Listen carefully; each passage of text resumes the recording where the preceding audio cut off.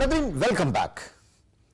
अपनी तहकीकात का दायरा वसी करते हुए अब हम बातचीत करेंगे FIR के मुख्तलिफ कानूनी पहलुओं के हवाले से।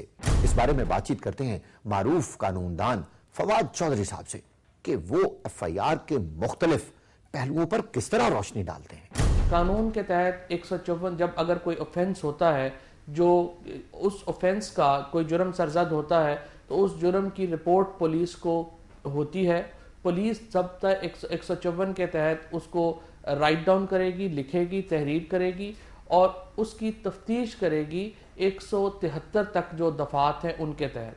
अगर तो पुलिस ये समझती है कि उसमें मज़ीद तफ्तीश की ज़रूरत है तो वो पुलिस जो है वो तफ्तीश करेगी, वगरना 156 के दफ़ा के तहत वो तफ्तीश जो है उसको ख़त्म करके पर्चे को खारिज कर सकती है। प्रैक्टिकली अगर आप देखें तो हमारे यहाँ जो मसाइल हैं, हमारे यहाँ मसाइल जो हैं वो सिर्फ पुलिस ही के नहीं हैं बल्कि अदालती मामलात में भी बहुत ज़्यादा मसाइल हैं। इसीलिए जब हम कहते हैं कि क्रिमिनल जस्टिस सिस्टम का रिफॉर्म होना चाहिए, तो क्रिमिनल जस्टिस सिस्टम में कभी भी इस्लाह नहीं आ सकती जब तक हम पुलिस, अदलिया और जेल रिफॉर्म्स को इकट्ठा ना लें। अगर आप इन तीनों को अलग-अलग रिफॉर्म करने की कोशिश करेंगे तो ये कभी कोशिश कामयाब नहीं होगी, क्योंकि ये तीनों एक दूसरे के ऊपर बहुत ज़्यादा डिपेंडेंट हैं। पुलिस की तफ्तीश को अदालतें बिल्कुल अहमियत देने को तैयार नहीं हैं। पुलिस की जो रिपोर्ट्स हैं उनको शक की नज़र से देखा जाता है और बहुत ज़्यादा मामलात में हत्ता के जो मैजिस्ट्रेट्स हैं, अगर आप फिगर्स उठा के देखेंगे, जो कम अज़ कम मेरा अपना तजुर्बा है कि मैजिस्ट्रेट्स बहुत कम के मुकदमात में पुलिस की फाइंडिंग्स के साथ एग्री करते हैं। आमतौर पे मैजिस्ट्रेट्स ये चाहते हैं कि ये पुलिस जो है लाजमन इस FIR को एक नतीजे तक पहुंचाए। अगर अदालतें पुलिस की तफ्तीश को देख करके सजाएं देना शुरू करें तो मैं आपको बताऊं कि यकीन तौर पे इस मुल्क में कन्विक्शंस बहुत ही कम हो जाएं, क्योंकि पुलिस की तफ्तीश इतनी नाकिस है कि उसके ऊपर शायद ही किसी आदमी को जो है वो सज़ा दी जा सके। जो बहुत लो कह लें कि जो बहुत ही हमारा तबका है, जो गरीब तबके की जो औरतें जो मर्जी से शादी कर लेती हैं और फिर उनके ऊपर FIRs हो जाती हैं, जो ज़ाहिर है बहुत बड़ी तादाद में झूठी FIRs होती हैं, उनका जो मसाइल हैं उसके ऊपर फिर पुलिस जो है वो लोकल पुलिस वो बहुत ताकतवर इदारा है उन लोगों के लिए। हमारे यहाँ झूठी FIR की जो ट्रीटमेंट है उसको करने का तरीक़ाकार जो है वो इंतहाई गैर मौसर है, और जब एक आदमी हमारे यहाँ झूठी FIR करा के बच निकलना कोई मुश्किल काम ही नहीं है। और तब 182 की कार्रवाई जो झूठी FIR कराने के वाले के ख़िलाफ़ होती है वो बहुत ही एक लेंथी और लेथार्जिक प्रोसेस है जिसमें से कोई भी नहीं गुजरना चाहता। चुनांचे उसके नतीजे में झूठी FIRों का जो रवाज है वो बहुत बढ़ गया है, जिसको डिस्करेज करने की ज़रूरत है। अभी आपने बातचीत सुनी कि एक माहिर कानून का FIR के बारे में क्या कहना है।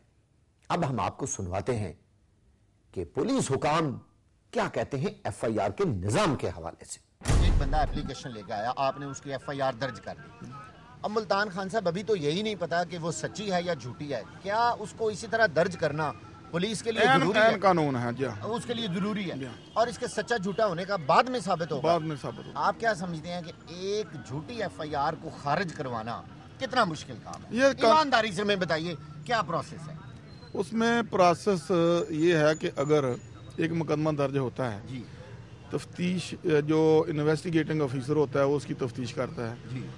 फिर उसका जो इंचार्ज है वो अगर झूठा होता है तो उसका इंचार्ज उसकी तस्दीक करता है। ठीक है। फिर एक फार्म होता है 173 की रिपोर्ट, वो फिर इसमें वो फिलअप होती है, उसको SHO दस्तखत करता है। ठीक है। फिर वही फरीक फिर DSP के पास आ जाते हैं जी, फिर वो तस्दीक करता है, फिर वही फरीक मजिस्ट्रेट के पास चले जाते हैं और फिर वो सच्ची खारिज हो जाती है। कानून की बात है, कानून में तो ऐसा है जी। लेकिन मदई की तो चलो हो ही जाता, अगर झूठा पर्चा दर्ज कराता है तो उसकी तो शरारत पूरी हो जाती है, लेकिन जो कंप्लेनेंट है वो रुल जाता है ना, अगर वो झूठी होती है बाद में। अच्छा, एक झूठी FIR दर्ज करवाने का 182 सेक्शन है, कभी उसमें किसी को सजा हुई है मुल्तान खान साहब, आपने कभी देखी?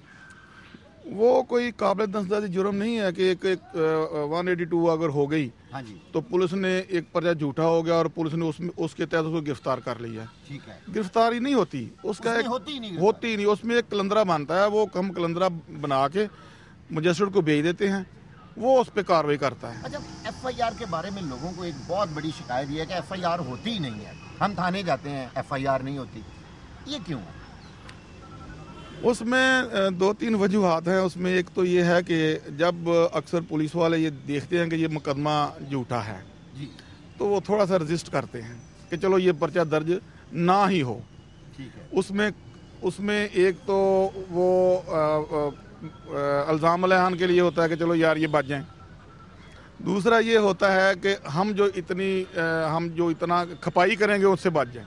हमें एक आखिरी सवाल का जवाब ये चाहिए कि झूठी एफआईआर किस तरह रुक सकती है? झूठी एफआईआर दर्ज करवाने के लिए कानून सख्त होना चाहिए।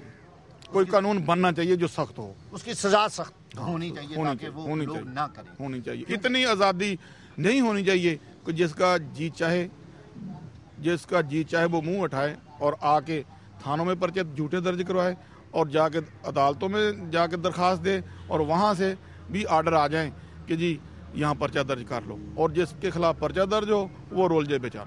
नवीन, अभी आपने बातचीत सुनी एक माहिर कानून की और एक पुलिस ऑफिसर की, लेकिन इस बारे में कानून बनाने वाले क्या कहते हैं, आइए सुनते हैं कि उनका क्या कहना है। लेकिन ये सब कुछ आप जानेंगे एक शॉर्ट ब्रेक के बाद।